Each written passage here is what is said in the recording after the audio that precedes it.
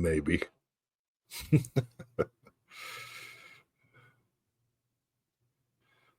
Well, I mean, the stream is live, but the commercial's not playing, or the intro. What's going on here? Oh, good. You know why? Because I didn't attach it. Click on it? Yeah, no. Oh, hey, good job. Let's start the show. Hey, it's Andrew Downs. I'm proud to support Three Beards Media, and I would love to work with you. If you need merchandise for your company, organization, band, softball team, whatever, I can help. From name brand apparel to promotional items, large orders or small, online stores, and more, I can help your brand stand out. AKC Marketing is local, based in Johnston, and we are an employee-owned business, so our costs are low and our turnaround times are fast. But most importantly, we give you personal service to make sure you get exactly what you're looking for. Email me at andrew@akcmarketing.com or find me on social media, and let's make some cool stuff together. Now sit back and enjoy this Three Beards Media podcast. Would you like to sample some of my nuts?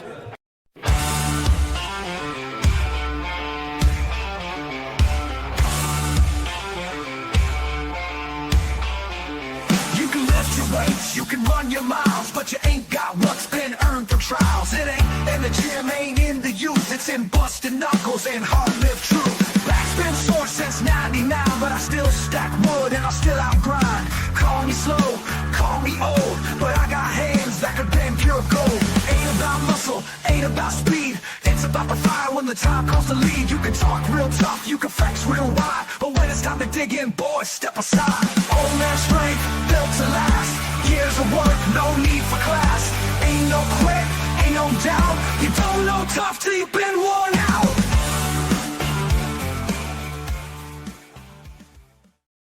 All right, here we go. This is a new episode of Old Man Strength, brought to you by Revelton Distilling Company, Greenberry Realty, and Kyle Lehman at Wintrust Mortgage. All broadcast from the AKC Andrew Downs Marketing Studios, just like the rest of our Three Beards Media's podcasts. I swear to God, we know what we're doing. Aaron, I created the new intros with the new logo and forgot to attach them to the opening and closing of this show. So when I hit live, that's why I didn't play automatically. But it's not. Good way to go. Yeah, well, you know, I can't be expected to remember everything. I am 54 years old. I'm old. Can I say? You are old. With that, how are you? Tired. Tired?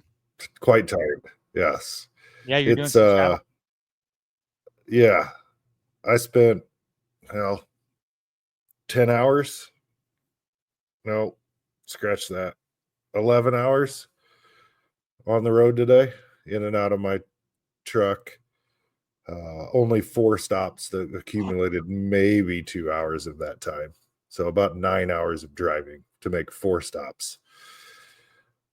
So let me ask you, do you schedule this out? And there's a reason why I'm asking this question. So do you schedule this type of stuff out, or you just stop when you feel you need to stop, or do you try to time? No, I have a good idea and all of that, because like right now I'm in Klamath Falls, Oregon, which is southern central Oregon, maybe 45 minutes from the California border. In part, you make the drive like that because there's nowhere else to stay, right? If you want a decent hotel. I'm in a Fairfield Inn and Suites. There are, I think, 2 flagship hotels, one Marriott, which is this one, and one IHG, I think, in this town. Yeah. And this time of year, because there's lots of outdoor biking and hiking and lakes and all of that stuff in this area, almost $300 for the night. That's crazy. So, I stay in the bougiest of hotels, the Fairfield Inn and Suite. Not a sponsor, but Marriott, if you want to be a sponsor, that's right. We would love you. Reach out. I asked because I told you before we came on the show that I took a train to Grand Junction, Colorado with our friends and my wife. And then we rented a car and did Moab, and then to Durango and Silverton and Ouray, and then Montrose, and then we drove to Denver. My friend and his wife kind of planned the trip, and my friend's wife, dude, had everything listed out on a spreadsheet for stops, where we would have lunch. She researched the places to have lunch, bathroom breaks. I mean, she had it down to the T. It was insane. Yeah, no, I don't do that. I know where I start my day and where I'm ending my day. Yeah. And all the necessary work stops in between. So I map that out. But as far as everything else goes, it's as needed. Well, So I certainly wish that I had that kind of planning. We're actually going on a family vacation now to Michigan on the 11th, and we haven't planned shit.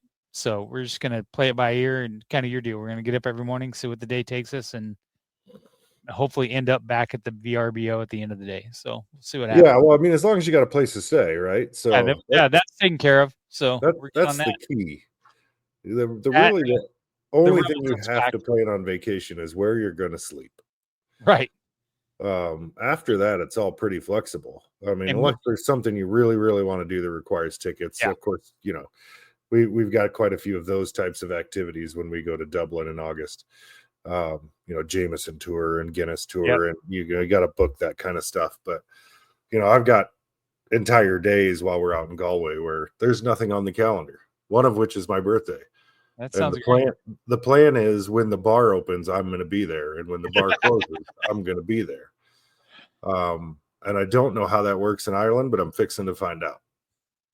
That sounds amazing. All right, let's pivot here. Let's get our guest on. I follow Aaron on Twitter. He follows me. Even though he's a Hawkeye fan, somehow we still interact a little bit. And he reached out to me a couple weeks ago about an event that his foundation is putting on, and asked that we try to help promote it and things like that. Which Aaron, as you know, and as our listeners know, we are very big about giving back here at Three Beards Media and doing some charity and things like that. So I said, well, how about we bring you on? Let's learn a little bit about your event. Let's learn about the foundation. Aaron and Naiditch has created what they call Pages from Paxton, which is a foundation that's named after his son. But let's bring on Aaron and let's learn a little bit about his story. Aaron, Naiditch, thanks for coming to Old Man Strength. Appreciate it. Yeah, thanks for having me. Yeah, of course. I was actually very honored that you reached out and asked us that you thought enough of us to help get your message out and things like that. But I gave you a very brief introduction. So, and I certainly want to talk about Paxton and his impact and things like that. But let's learn a little bit about Aaron first.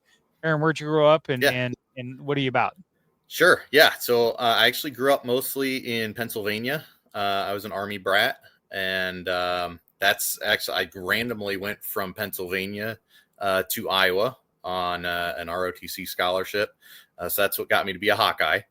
So I don't have lifelong hate of the Cyclones coming from Pennsylvania, and then moved away. Met my wife in Tennessee. My oldest son Camden was born in Virginia. We moved around a little more. And we were living in Indiana, and the company I worked for at the time, Ruan Transportation, headquartered in Des Moines, as you probably know. Yep. And I had the opportunity. We had the opportunity to move there and took advantage of it. And that's what brought us to Iowa today. We've been here about almost 7 years now, and this is where Paxton spent his whole life. So. So Paxton's our second son, our younger son, and he was born with a condition called hypoplastic left heart syndrome. Which basically means you have half a heart, if you don't know. So it means you don't have a left ventricle. So you have to have surgery a week after you're born, a second one 3 or 4 months after, and then a third one. And it was during the third one that he had complications in the hospital last summer, and passed away at 5.5 years old. He was a great kid who everybody would have loved, and so we're keeping his spirit alive with our foundation. So, coming back to Iowa, your young family, Paxton was born in Iowa, or was he born somewhere else? So he was actually born in Omaha. Okay. They have a really great children's hospital out there. It used to be Omaha Children's, now it's Nebraska Children's Nebraska. Specialize in heart heart defect. So he was actually born out there and had most of his care out there. So then it sounds like, is this something you knew was coming before he was born then? Yes. So, yes. So to add crazy to our lives, we were, we came out to Iowa getting ready to move, and looked at, I think 15 houses in 2 days, made an offer, had it accepted. 2 or 3 days later, my wife goes in for her 20-week ultrasound, and they say something's wrong with it. Do a follow-up, and like a couple weeks before we're closing on a house, we find out about this condition. And so we've got a move, a toddler, my 6-month pregnant wife, and now we're throwing this into the loop. So yeah, it was quite the hectic fall of 2018. So did you, when you moved to Iowa, did you have family here that could help, or it was just you and your wife and Camden, right? You said? Yeah. Yep. Yeah. Camden's our oldest. Yep. Yeah. It was just us, with the caveat that my parents actually moved with us from Pennsylvania. So I was, all their kids were out of the house. They weren't near any grandkids. So this was their opportunity and my mom's opportunity to become a full-time grandma. So they actually moved out here a couple months after we did. Okay. So they were out here to help. Yep. And then, so I'm going back the other direction on you here a little bit, but yeah. So as far as the condition, because these types of things are wholly unfair and sometimes genetic, sometimes random. Like, which kind of situation is this? Yeah. They don't know. So, yeah. That So, yeah, even better, right? They think it might be genetic, but there's a lot of research still being done. Mayo does a ton of research. All the hospitals, every case, it's only about 1 in 5,000 kids has HLHS. So, every single hospital collaborates with each other, does research together, to try to figure it out. And it's actually a newer found defect that if any of us were born with it, we would have been born perfectly healthy, seemingly. And within a week of being born, we would have just suffocated and probably been chalked up to SIDS, if I had to guess. Wow. Yeah, that's what that sounds like. Yeah.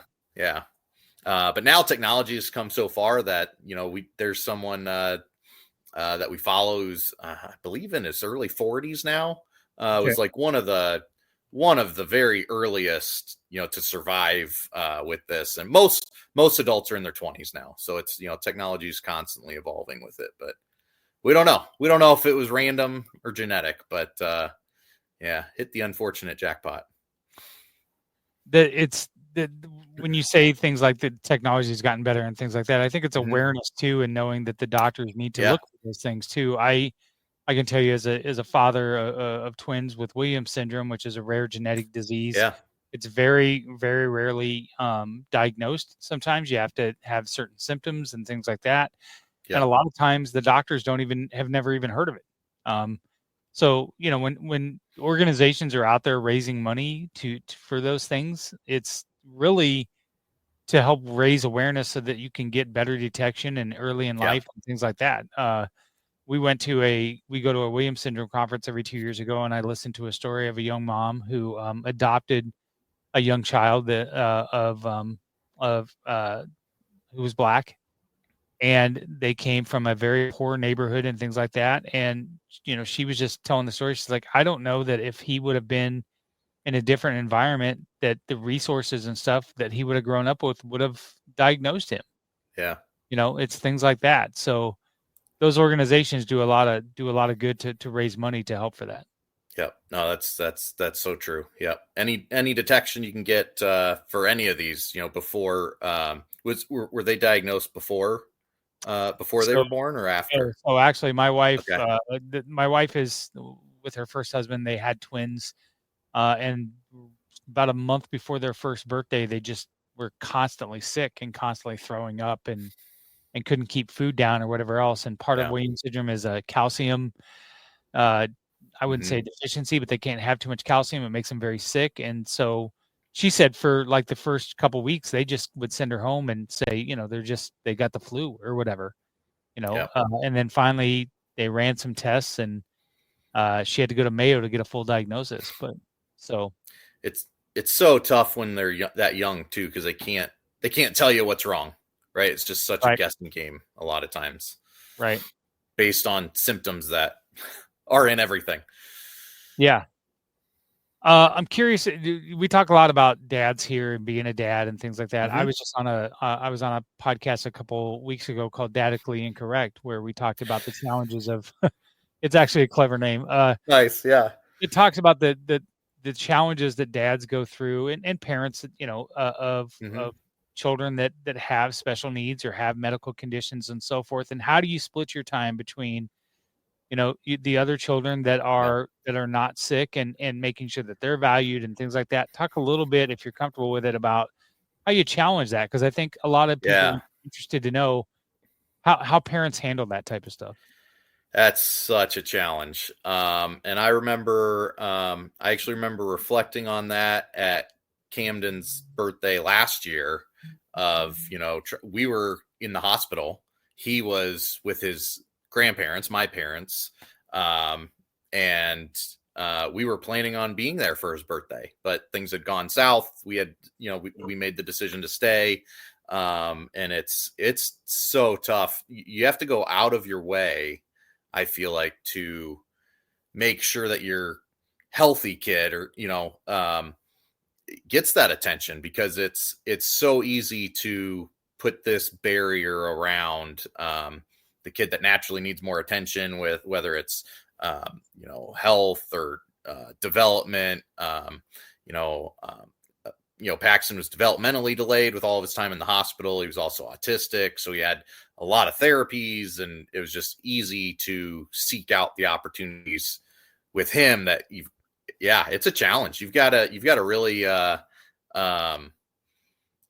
put your mind to it, of realizing that balance, to that you've got more than one kid who needs your attention, needs you to be their parents. But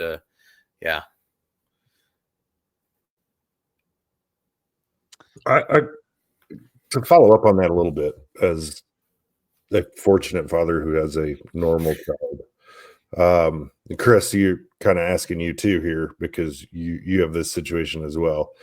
Like, my patience level for my child is pretty low. Because I just don't understand her, and I don't have a reason to understand what they're going through. Is it easier or harder when you have that?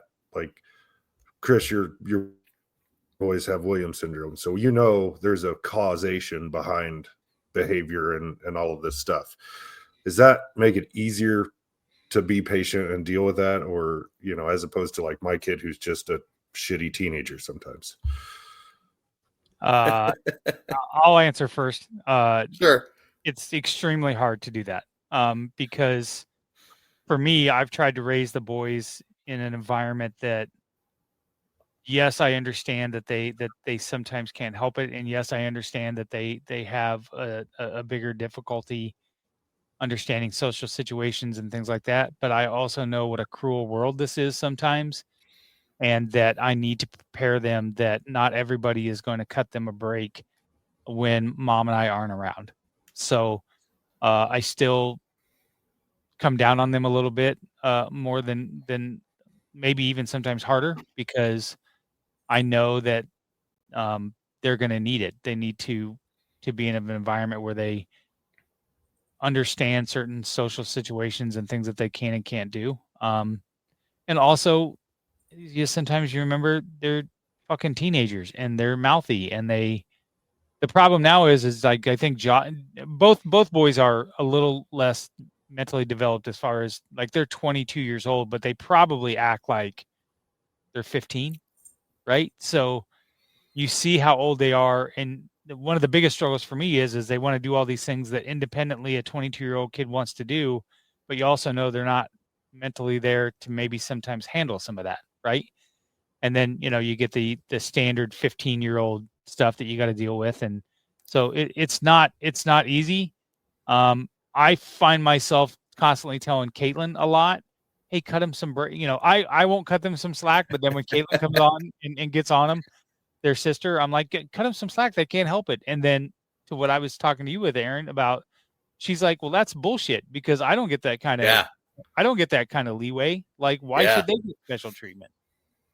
Yep. Well, I don't even think it necessarily needs to be additional leeway, but more from my own, your own frustration of it, right? Like I said, I still come down on them, but at least you know why they're doing what they're doing, that's what drives me the craziest. Oh, sure. You have a teenage daughter, so the having no idea why she's behaving in the manner she is behaving, and it's a teenage daughter, which obviously I can't relate to. Because I was not a teenage girl. So, that's what I was wondering. Like, is it just make it easier to not lose your mind when things go wrong? You know what I mean? I don't know about that. Well, I was pretty sure I knew your answer, Chris, because I know you. But yeah, I don't know about that. It's still just as frustrating. But I mean, yeah, you know it, but it's still stressful. And Chris, you mentioned your daughter feeling like, oh, that's bullshit when you can do. Yeah, I remember. We're giving Paxton the tablet at dinner to keep him quiet, but Camden, nope, you need to sit there, and you don't need a tablet, so you don't get one. You're like, what? And then he's over there secretly giving Paxton the evil eye. That's right. That's right. 100%. Yeah, that's exactly right. How has Camden handled Paxton passing away? Yeah, he. What was the age difference there? They were 3 years apart. Okay. So Camden's about to be 10. He turned 9 right before he passed. Just over 3 years, and they had gotten pretty close. Really close as Paxton had gotten older, able to like play at the park and run around, and despite his heart defect, he was our wild child.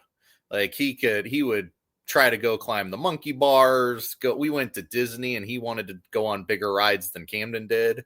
And when he was like 4 years old, and so they'd gotten really close. So, you see it. I see it in different ways. He doesn't grieve the same way as adults do, and it got very delayed. Where about 6 or 7 months after he passed, he started lashing out and having. You could just tell when he had anniversaries come up, or he started talking about them. Then he'd like lash out and get angry, and that was his way of grieving. And he really hasn't grieved in the way I would, but again, I'm not 9 years old either, who just lost my brother. Sure.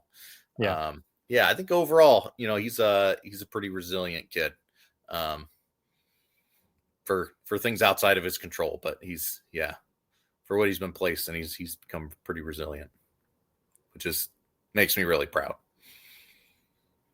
But so pages for Paxton. Let's talk about the foundation. What spurred that? What I'd like to do is, if it's okay with you, is just take a quick break. Let's get a couple, because I don't want to interrupt your story here. Sure. So before we get into pages with Paxton, let's get a word from our sponsors, Revelton Distilling Company and Greenberry Realty at with Dan Douglas, and then we'll come back and let's learn about what spurred your idea for pages for Paxton and what all went into that. So we'll be right back with Aaron Naiditch.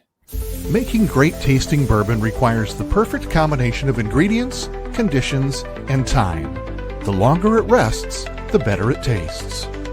Revelton Distillery's new single barrel bourbon is made from 80% corn, sourced 100% from Iowa farmers. And unlike mass-produced bourbons, each barrel of Revelton's single barrel bourbon is unique, proofed on when it tastes best. As they like to say, it'll be ready when it's ready. And to ensure the highest standards of quality and flavor, owners Rob and Christy Taylor oversee the production and bottling. Every single barrel. Iowa born, Iowa aged, Iowa bottled. Try the new single barrel bourbon from Iowa's own Revelton Distillery. ReveltonDistillery.com.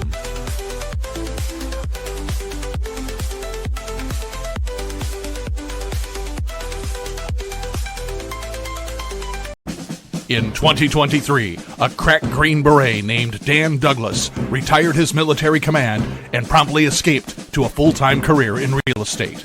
Today, this man is wanted by home buyers and sellers who want to survive the process without spending a fortune. If you have a home to sell or want to buy one, maybe you can hire Dan Douglas at Green Beret Realty. You can find him at greenberetrealty.com. greenberetrealty.com. All right, and we're back with Aaron Naiditch. A big, huge shout out to our sponsors here at Three Beards Media, Revelton Distilling Company. Aaron, you can order Revelton now and have it delivered to Washington State. Did you know that? I hadn't looked to see if Washington was one of the 42 states. Or It absolutely is. I but- checked for you and I checked for Marcus. Marcus can order whiskey too in Las Vegas, in Nevada. So you're set now, my friend. Cool. And then again, a big thanks to Dan Douglas at Greenberry Realty. He's re-upped. All of our sponsors have re-upped with us for another year. So it means a lot that they help us and be able to tell stories like this. So Aaron, Paxton passes away. What's the first spark of an idea of wanting to honor him with a foundation and how that idea came about? Yeah, so it actually went back further. So my older son Camden started out as a huge reader from, 2-3 years old. He was teaching himself how to read, memorizing books, things like that. So when Paxton came along, we kept up, reading a lot to him, and Camden would read to him, and he would really just pick it up. So every year on his birthday, just as a small way to give back, we donated books back to the Children's Hospital in Omaha on his birthday. And we'd reach out to friends, we'd donate maybe 30, 40 books, something like that. And so we did that every year for 5 years. When he passed, we put, in his obituary, that, instead of flowers and things like that, please, send us books, and we're going to take out books on his birthday. We're going to go out to Omaha on his birthday, which was about 3 months apart, from when he passed. And we're thinking, and we get these stickers that say pages from Paxton. Elise, my wife, came up with them.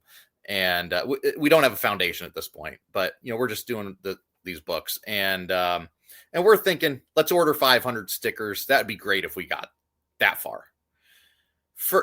First couple days go by, we go back home, and there are just stacks of Amazon deliveries on our front porch for like a week and a half, 2 weeks straight.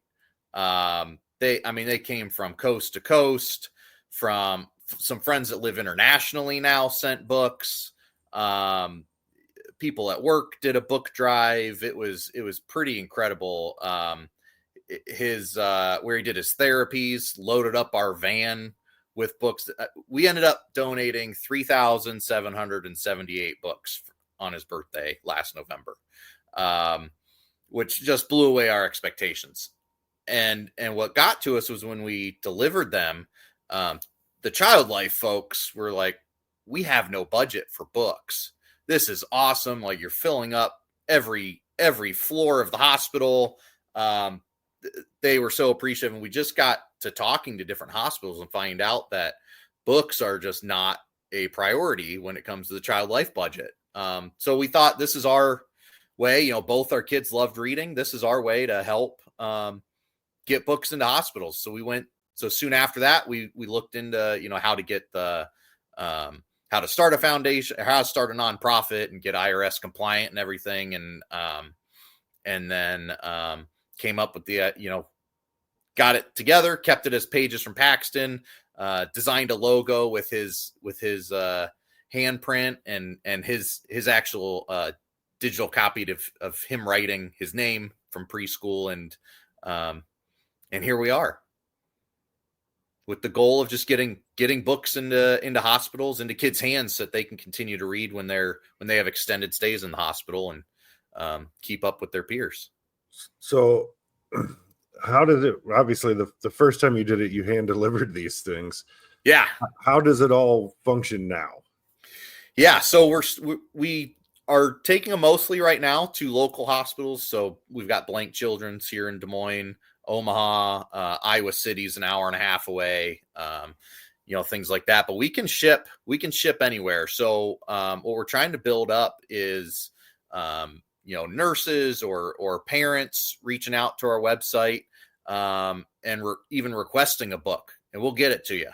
And we can get anywhere in the country. We get a lot of our books still for free, which helps our dollars go farther with then being able to ship them to get to kids anywhere. And is that your biggest expense? Is the shipping part of it? Yeah. Yep. Yeah, we were in Washington D.C. last week on vacation, and we went to the Library of Congress and got 4 boxes of books from them even. So you can get a stamped Library of Congress book from Pages from Paxton. Reminds me that. Obviously, Go ahead, Aaron. well, I was to say, I live in Seattle, so obviously I'll just go down and see Jeff Bezos for you and get this. There you go. shit figured out. Yep, there you go. I wish I had those kind of connections, because that would be perfect if people could order them on Amazon or whatever, and have them shipped to where they want them to go. Yep.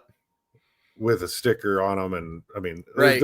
there's a way to do that. You're just not there yet, right? We're just not there yet. That's right. I hope someday that you get to that, because it's that would be awesome. Yeah, hugely important. And I can't imagine being 8, 9, younger, and in a hospital all the time.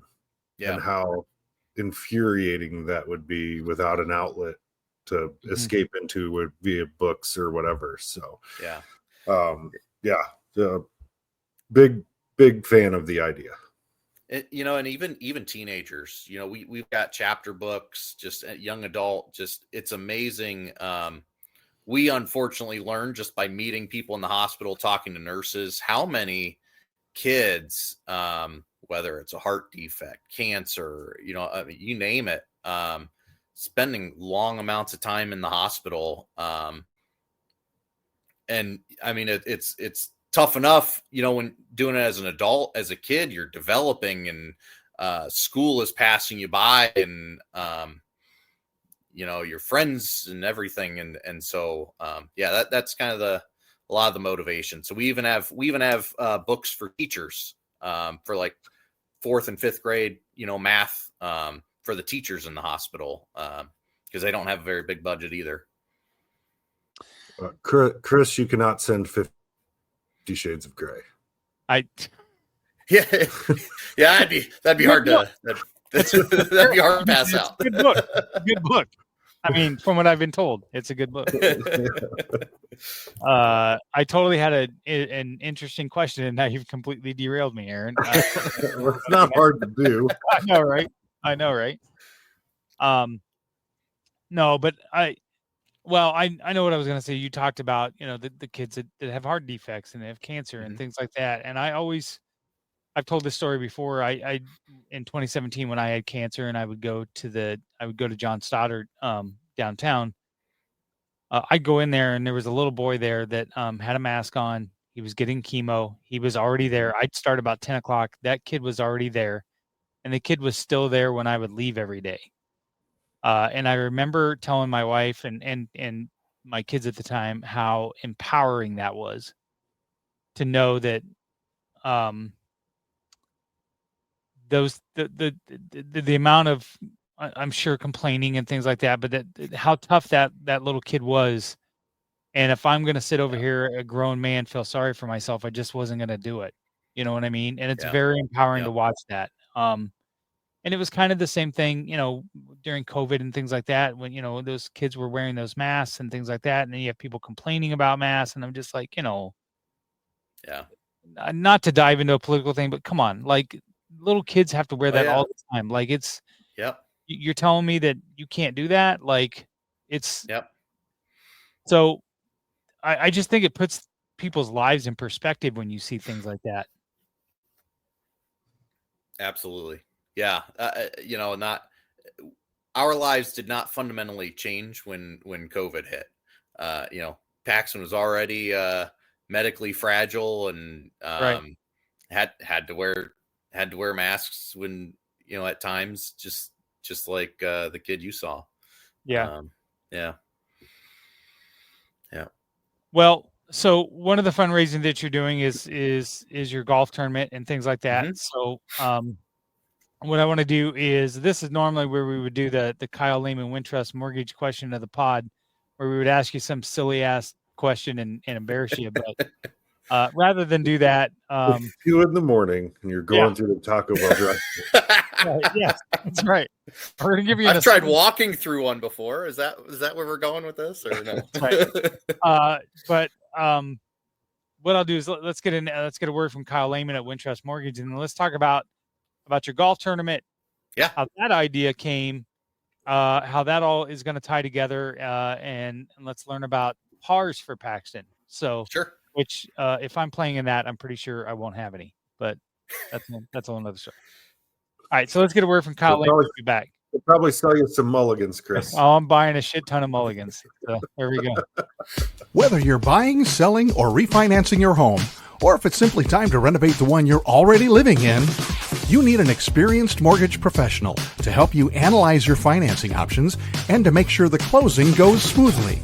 And that's exactly what you get when you call Kyle Lehman at Wintrust Mortgage. Kyle's experience and expertise, coupled with Wintrust's rates and programs, ensures you'll get the mortgage that's right for you. You may even qualify for down payment assistance. Before you reach out to a realtor, call Kyle and get pre-qualified, empowering you to start shopping for the home of your dreams. Call Kyle at 515-473-0546. Kyle Lehman Wintrust Mortgage, 515-473-0546.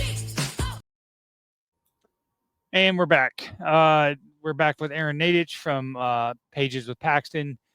So, perfect time, summertime. You're looking for a fundraiser. What spurs this idea of a golf tournament?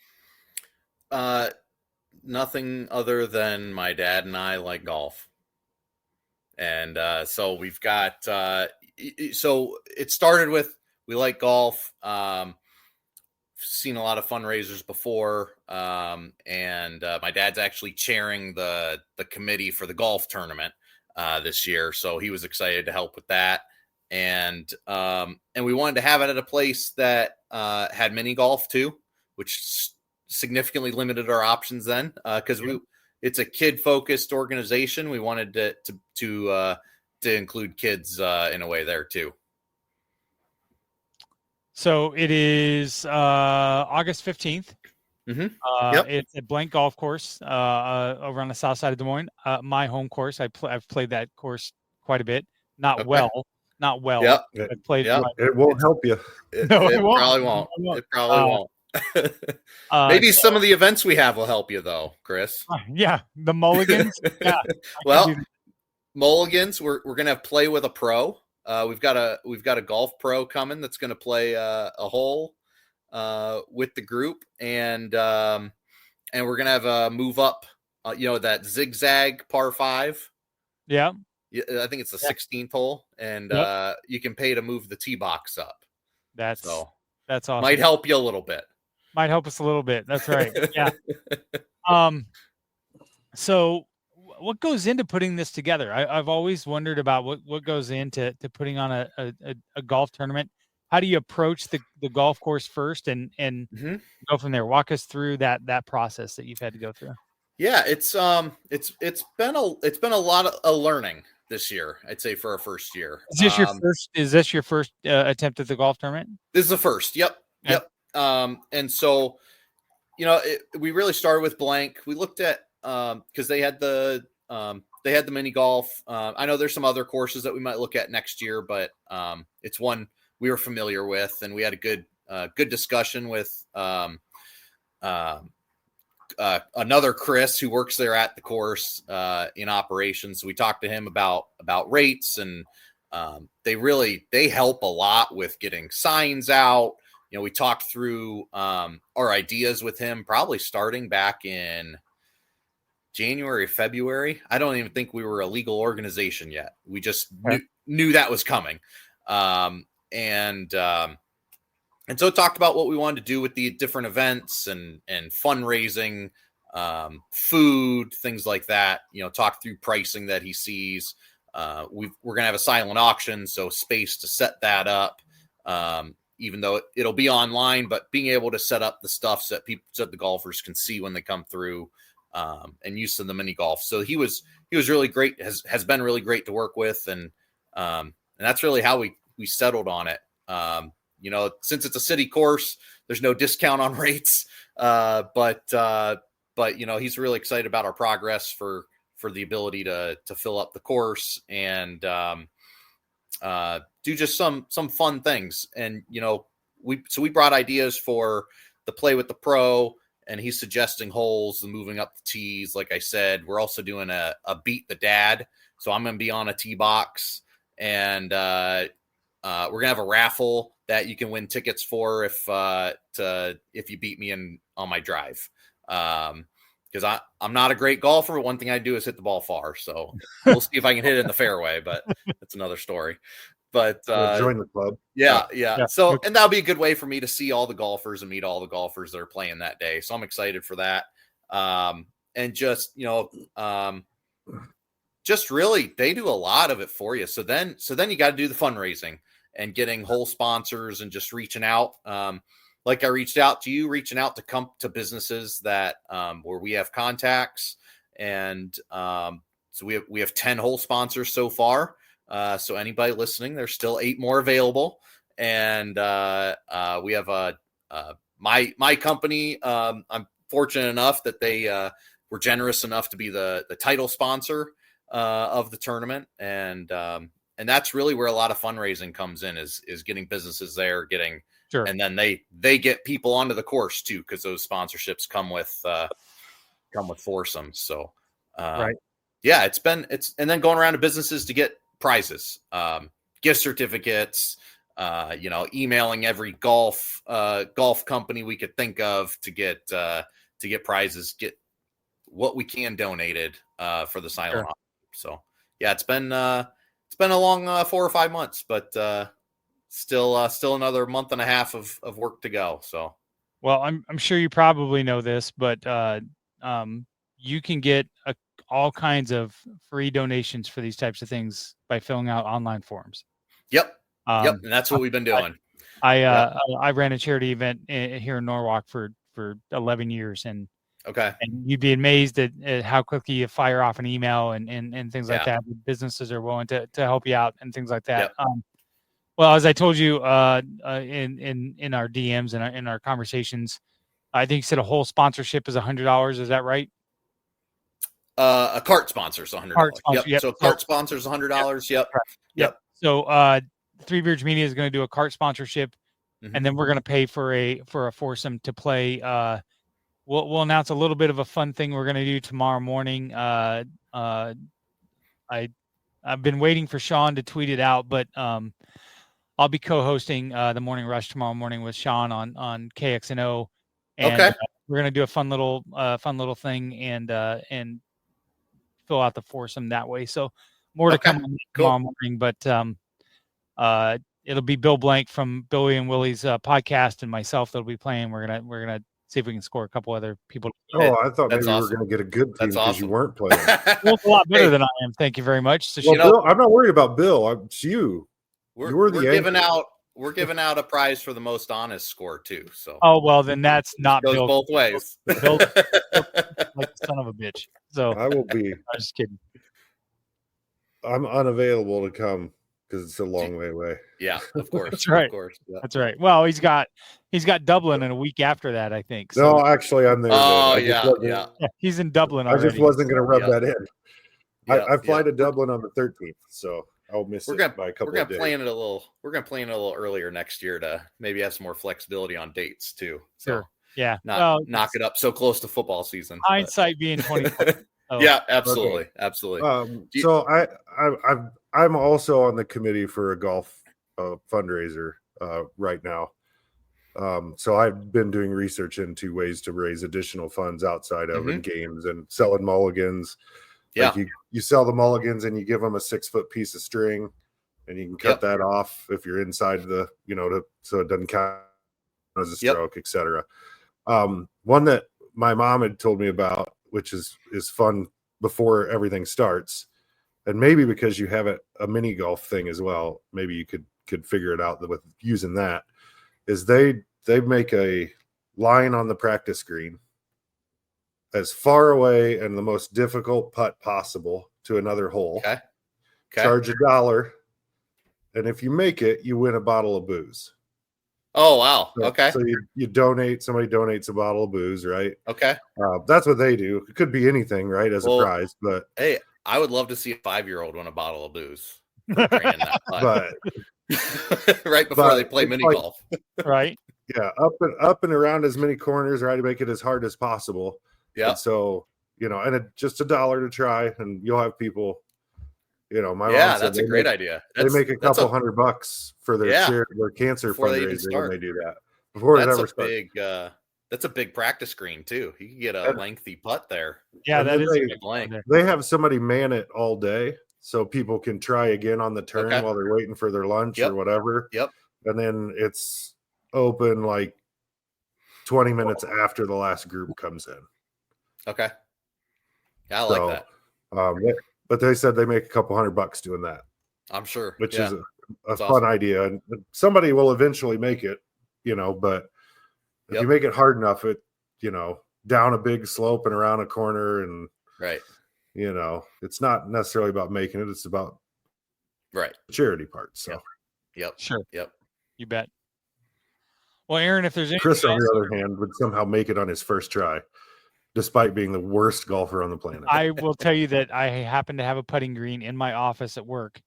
We gave it to the marketing associate that we hired, so we have it in our marketing office, and I own the longest putt from all the way in the other hallway. So just so you know, I can putt like nothing else. I just can't drive or chip or any of the other stuff. So there you go.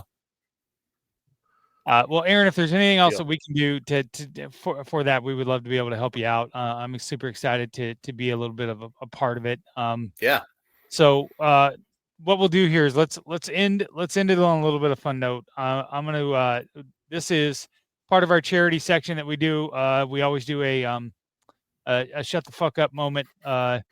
Sponsored, semi-sponsored, where Aaron and I have to shut the fuck up and you're allowed to say whatever you want. So this would be your time to talk some trash, some Iowa Hawkeye trash. You talk about how great the Hawkeyes are going to be, whatever you want to do. But in the meantime, I'll play a quick clip from Steph Copley, who was a guest on the podcast, and invite you to donate to the Young Women's Resource Center. And then when we come back, Aaron and I will shut the fuck up, and Aaron Naiditch can say whatever he wants. So we'll be right back. Hey everybody, it's Steph Copley, the woman behind the STFU segment on the Old Man Strength podcast. When I told the guys I wanted to sponsor this segment, they recommended that I make a charitable donation instead, so that's what I did. I chose the Young Women's Resource Center in Des Moines, Iowa. They're a nonprofit that supports, educates, and advocates for girls and young women ages 10 to 24. Their whole goal is to make sure that these young women become strong, self-confident, and successful. And if you know me at all, you know that aligns with my goals as well. If you're interested and would like to donate, check them out at ywrc.org and donate today. And remember, don't forget to STFU and listen every once in a while. Thanks. All right, Aaron, the floor is yours. All right. I'm not going to go with the Hawkeyes because I'm still burnt from last year. But I'm going to go keep the theme here, talking about my son and say, where's the empathy in the world? I think a lot of us throughout the world, I'd say the last 8 years need to shut the fuck up and listen to each other and get back to the days where you could listen to opinions and just care about your fellow human being. I first came to Iowa for school, and the big thing was Iowa nice, and a little more of that throughout the country would go a long ways. So Perfectly That's what said. I got. Perfectly said. Okay, everybody, you can check out Pages from Paxton on Facebook. You can do a simple search there. There's a link there to sign up for the golf tournament. We would love to be able to sell every team out and get that thing packed up. And let's raise a lot of money for Pages for Paxton. Let's give some books to some kids.